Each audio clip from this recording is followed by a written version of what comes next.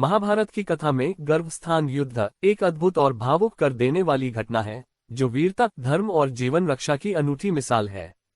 ये कहानी अभिमन्यु और उनकी पत्नी उत्तरा के बेटे परीक्षित की है, जो अभी जन्म नहीं ले पाया था।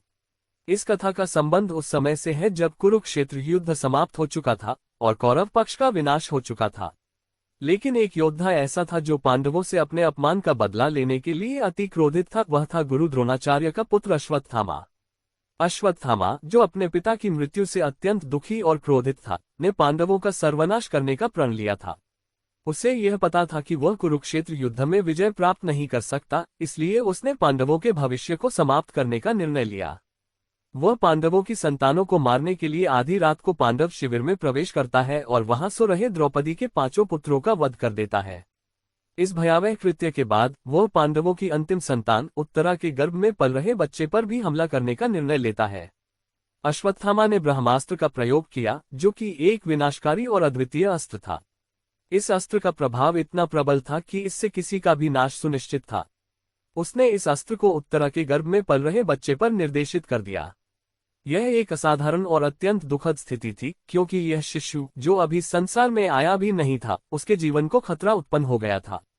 उत्तरा, जो इस स्थिति को समझ चुकी थी, भगवान श्री कृष्ण की शरण में आई। श्री कृष्ण, जो स्वयं भगवान विष्णु के अवतार थे, ने उत्तरा और उसके अजन्मे बच्चे की रक्षा का वचन दिया। उन्होंने अपनी दिव्य शक्तियों का प्रयोग कर ब्रह्मास्त्र के प्रभाव को निष्प्रभावी कर दिया और शिशु को बचा लिया। श्री कृष्ण ने ब्रह्मास्त्र का संहार करते हुए अजन्मे परीक्षित को जीवन दान दिया। लेकिन अश्वत्थामा का क्रोध अभी भी शांत नहीं हुआ था।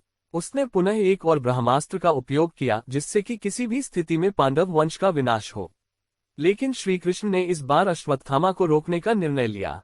उन्होंने अश्वत्थामा से उसका दिव्य मणि छीन लिया, जिससे उसकी सारी शक्तियां समाप्त हो गईं, और उसे इस पाप के लिए शापित किया कि वह 3000 वर्षों तक इस पृथ्वी पर जीवित रहेगा, लेकिन उसे न तो शांति मिलेगी, न ही मानवीय जीवन की कोई सुख सुविधा।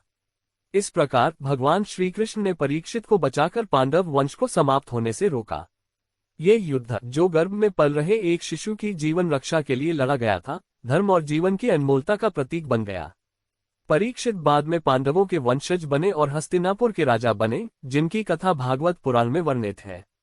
गर्भस्थान युद्ध महाभारत की उन घटनाओं में से एक है जो ये दिखाता है कि भगवान हमेशा अपने भक्तों की रक्षा करते हैं, चाहे परिस्थिति कितनी भी विकट क्यों न हो। ये कथा धर्म, विश्वास और जीवन के प्रति आदर की अनूठी मिसाल है, जो ये भी सिखाती है कि बुराई चाहे कितनी भी बड़ी क्यों न हो, अंततः धर्म की ही विजय होती है।